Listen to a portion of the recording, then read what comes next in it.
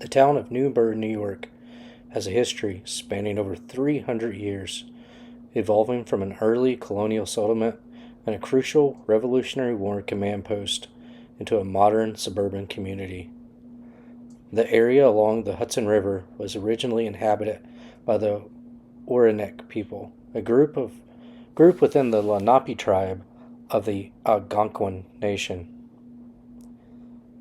European exploration began with Henry Hudson in 1609.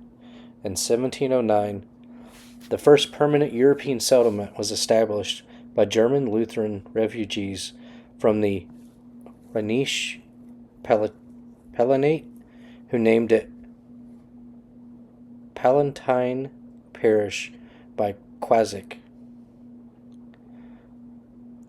By 1750, settlers of England and Scottish descent had become the majority and renamed the area the parish of Newburgh, likely after Newburgh, Scotland.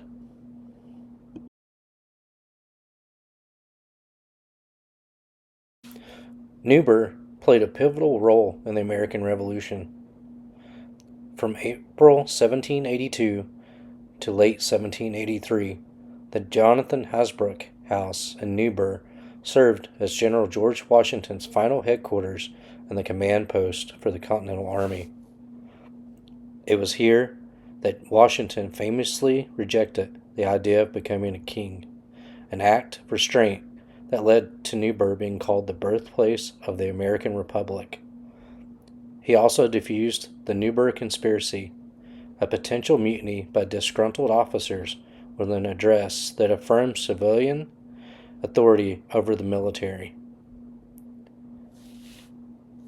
The precinct of Newburgh was established in 1763, and in March 1788 it was formally organized as the town of Newburgh. Became first publicly owned historic site in the nation. The museum was built in 1810. Oh, cool. The Tower of Victory was commissioned in 1883 to celebrate the centennial of the peaceful disbandment of the Army.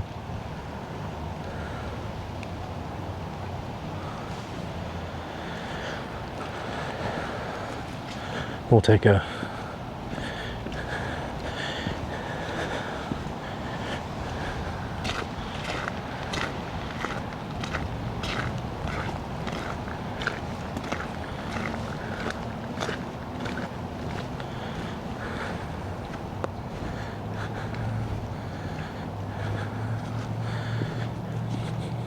closer look here at the General Washington's headquarters.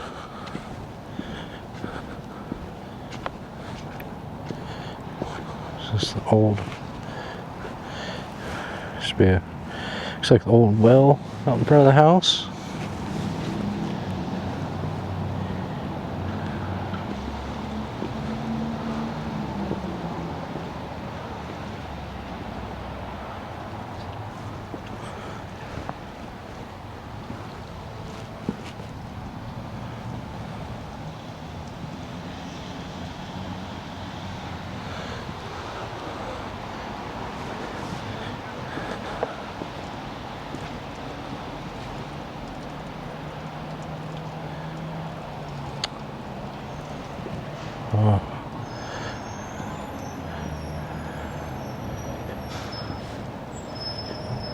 Only gives us the building being closed for renovations.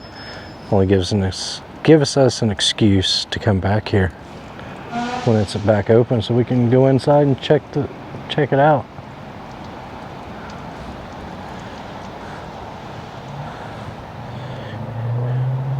Over here, this beautiful setting, we have a statue of a Revolutionary War soldier.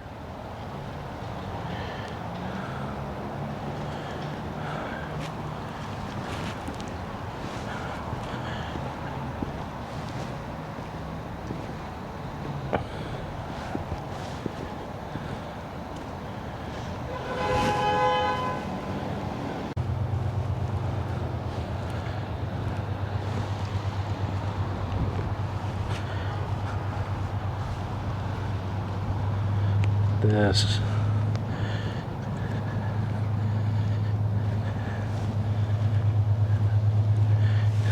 is a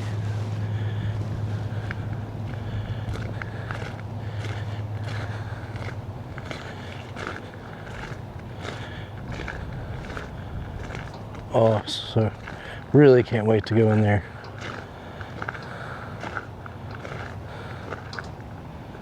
When they're open again.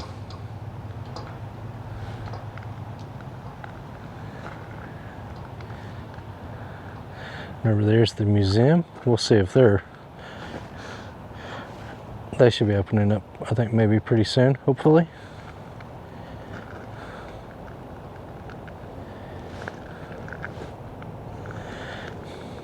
Beautiful colors. Got the Hudson River right there.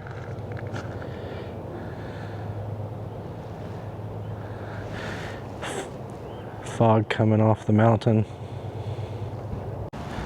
Here we have the grave of Uzal Knapp, who was buried here in 1856, was known in his lifetime as the last of the Life Guards, an elite unit of men that protected General Washington during the Revolutionary War.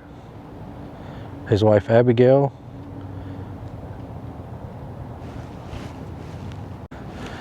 here we have the grave of Uzal Knapp, who's buried here in 1856. He was known in his lifetime as the last of the Life Guards, an elite unit of men that protected George Washington during the Revolutionary War. It says in 1860 the marker was placed and his wife Abigail, whose death preceded her husband, was reinterred beside him.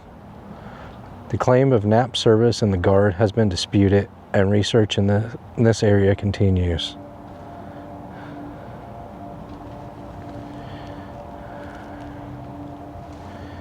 There he is, Uzal Knapp.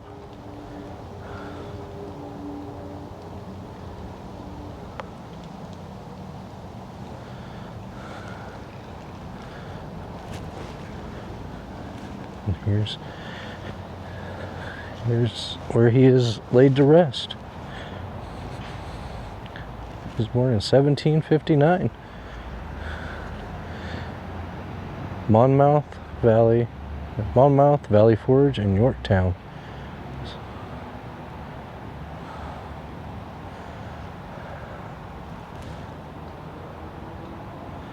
Wow.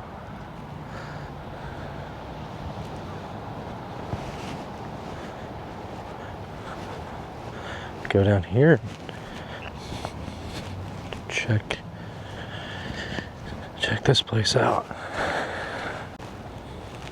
So this is the Liberty Tree.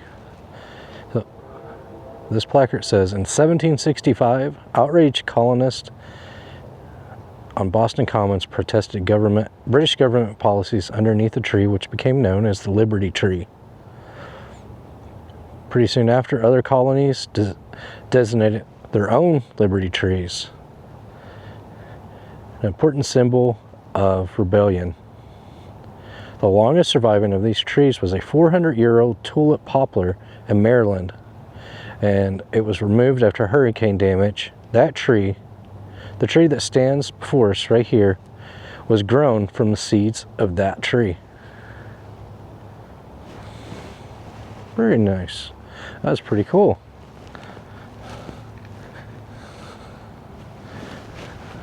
The Victory Tower the Tower of Victory that stands before us was built to celebrate the centennial of the end of the War of Independence. The limestone tower serves as a memorial to peace and George Washington, who is often held up as a symbol of unification in the troubled post-Civil War period in which the tower was constructed.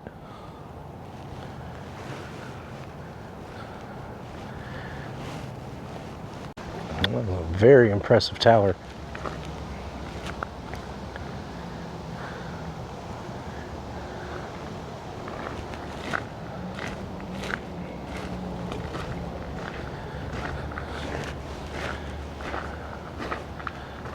Here in this ironwork, you can see eagle holding the shield and some arrows, an olive branch.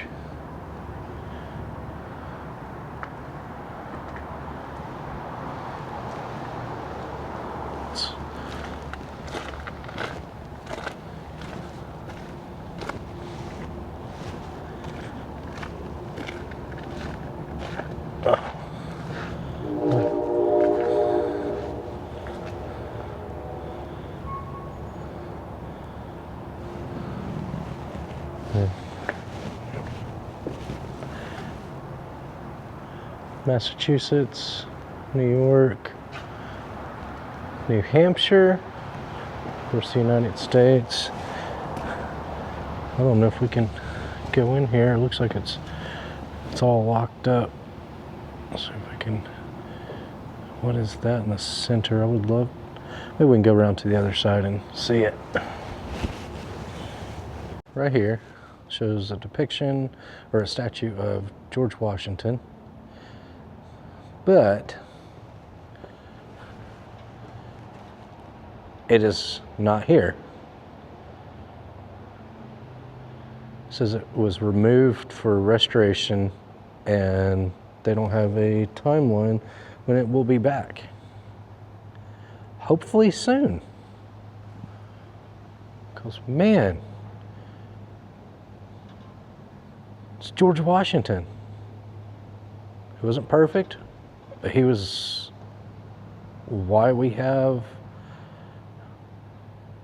the United States. Wow. Okay. We can just use our imagination and yeah, we can use our imagination and picture the statue of George Washington there. I was going to go in the museum, but it is locked. Don't know what's going on. Why it's locked. Thought it should be open by now.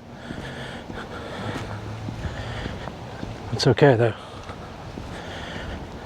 Again, we can come back here and it will be open. The house will be open, or Washington's headquarters will be, and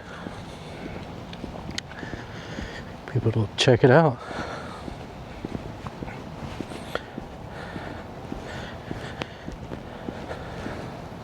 Well guys, I think that's going to do it here in Newburgh. I want to come back again and explore a lot more, but we're going to move on. Thank you guys so much for watching, and if you enjoyed this short trek down here or out here in Newburgh, New York, hit that notification bell to keep up with future videos, and hit that subscribe bell, or the subscribe button I should say.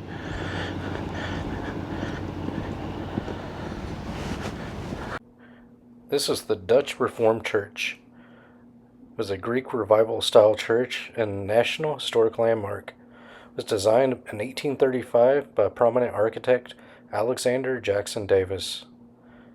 This vacant building is now owned by the city, and there's an effort to restore this building.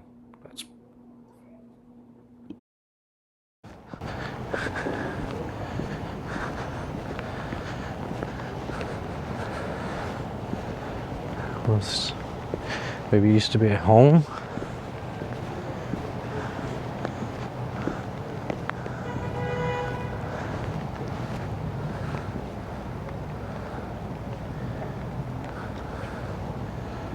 Wow.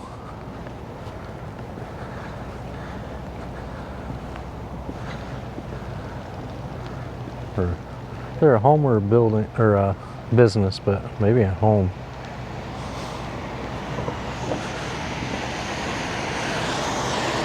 That's right.